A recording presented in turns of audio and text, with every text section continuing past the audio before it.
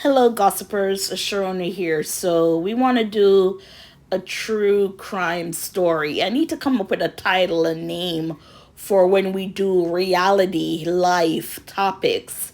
So, before we get started, please like, share, subscribe, spread the news. Let's grow our channel. And we're going to talk about the missing teen, Giovanni, I think is Pelletier, if that's how it's pronounced. So I wanted to come on and speak on this, and then when I did come on to speak on it, I see where there were further development. Sorry, that a body had been found, and most likely, it's Giovanni Pelletier. Now we were all holding out hope that he would be found alive, but the story is just there's just something suspicious about the story. Now, before I read the article, this is what I know. He is not in touch with his biological father. I think they're estranged. And his mom, they were on vacation from Raleigh, North Carolina. They came to Florida, and apparently he joined a group text with some of his father's side of the family, including his grandfather. And they made plans to meet when he came to Florida with his mom. So three cousins, never met before, don't know these persons. These people, they came and picked him up in the morning, 1:30 in the morning. And at around 2 p.m., he sent a text to his mom saying, "Help."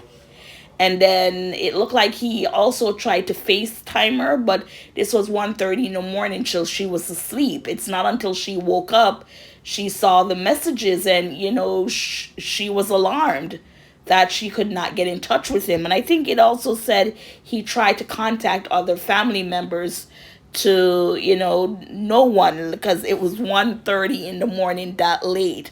Now he's 18, he's grown, but these were people he knew nothing about. And to see that you did not have a relationship with your birth father, and I'm like, if people would always say you want to know where you come from, but with this, it's just it's sad, it's heartbreaking. And now this mom, even though we're waiting for confirmation, most likely it's going to be her son, right? So we're going to read the article from People, and it says he went missing on August 1st, and then they found the decomposed body on August 8th. So that's 7 days right there, a week. And I remember reading it, and I'm saying it to my mom, that 7 days, I doubt he's alive. Because on the street or the highway, they did find his bag with his cell phone, everything like that. And teenagers, they would not be going anywhere without their phone. And I think people were saying maybe they were smoking or took something, and they just weren't themselves. They were high, basically. So let's read this article. It says decomposing body found near area where missing teen Giovanni Pelletier was last seen. The 18-year-old was last seen when he was picked up in Inglewood, Florida. When I heard Inglewood, I just automatically went to California. I live in Florida. I didn't even know there was an Inglewood. By three cousins on August 1st. Let's go. It says a body has been discovered near the area where missing teen Giovanni Pelletier was last seen in Florida. The decomposing body of what appears to be a male was found in a retention pond off I-75 and State Road 70 on Friday, August 8th, according to spokesperson Randy Warren of the Manatee County Sheriff's Office, per WWSB and WRAL. Warren said authorities cannot confirm the identity of the body at this time. He added that the police was keeping Giovanni's family informed of developments in the case, per WWSB. People reached out to the MCSO for comment on Saturday, that's today, August 9th, but did not receive an immediate response. The North Carolina teen went missing in Florida on Friday, August 1st, shortly after traveling there with his mom, Bridget Pelletier, her fiance, Jeremy Brown, and Giovanni's four siblings, his mom previously told People.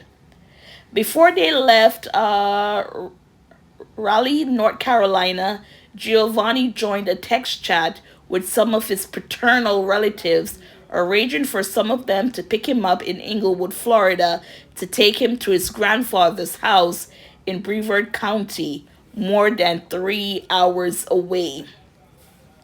Although Bridget had her reservation about Giovanni going alone, she said she wanted to support her son's desire to reconnect with his family. Within 30 minutes of being picked up, Giovanni texted his mom, who had been studying for an upcoming pharmacy board exam and was asleep. The text read, "Mom, help." Oh my gosh. I am heartbroken. Because most likely it's him, but you could tell 30 minutes after being picked up, he's texting mom help. So they knew what they were going there to do to this young man, but why? Why? Never met him before. He's excited. The circumstances surrounding Giovanni's disappearance had been strange from the start, according to his mom. Wow. Bridget said that Giovanni's paternal godfather left her a voicemail alleging that there had been an altercation between the young men and that the cousin had left Giovanni on the side of the road in Bradenton in Manatee County. The grandfather declined to comment to People while the cousins could not be reached. Bridget told People that after getting in touch with some more family members, one of the cousins who picked up Giovanni on August 1st said the group had smoked marijuana together and that Giovanni began to panic and cursed at him. The cousin also alleged that a confrontation occurred on the side of the road, at which point he claimed Giovanni pulled out a knife. Brigitte said the cousin claimed they wrestled the knife from Giovanni, who then ran off. Giovanni's mom described the behavior as unlike her son and said she believed he likely felt threatened and outnumbered. Brigitte described her son, the eldest of her 5 children, as a protector by nature because he always looked out for others, including one of his younger brothers who has autism. So, judging by what the mom is saying about her son's character, this does not seem like a boy who would want to do anything that was illegal, right? To smoke marijuana and to pull out a knife and everything like that. Because where did he get a knife from? Why did he walk with the knife then if he did have a knife? And like I said, the mother, this boy did not sound like a troubled child who was running with the wrong crowd. So why did he have a knife? And why did he get upset? They said he panicked because marijuana. I would think if you're smoking, it keeps you mellow and not act crazy. I don't know. I've never smoked marijuana, but I'm just saying. A lot of people say you just get the munchies, unless you're lying on that. But this is sad. Like I said, we hope for the best, but to see that they found the body basically in a lake around the same area where he was reported missing, most likely it's him. And we have to keep this case going, because if his grandfather brought that child to his death, for what reason? 18 years, he doesn't know he's estranged from his father, doesn't know these 3 strangers who came to get him to go see a grandfather, and then again at 1:30 in the morning. And I know that mom must be saying to herself, why? And like she said, she thought it was strange, but she's like, he wants to meet his family. He's of age, 18. And my gosh, half an hour into it, what could have happened in half an hour for this kid to text, to send a text to his mom asking for help. And like the mother said, he might have felt intimidated because it's three against one. So if there was a fight, scuffle, then he had no chance to defend himself because it's three against one. And what could have happened in that car for those 30 minutes to now possibly having the mother hearing the news that her son has died? And it would be murder. I'm just going to say it, the M word. Wow. Anyways, everyone, I'll keep you posted, but this is just sad. It's like I hear people say your own family member every day. Look at fathers, mothers who kill their innocent kids. So it's not far-fetched. It's just that you still have hope in humanity to say that someone would not, even if you're not related to the person, just a stranger, to just offer a random stranger. You're like, what is going through someone's head? And I'm sad. I'm sad, everyone. I'm just sad. Anyways, thank you for listening.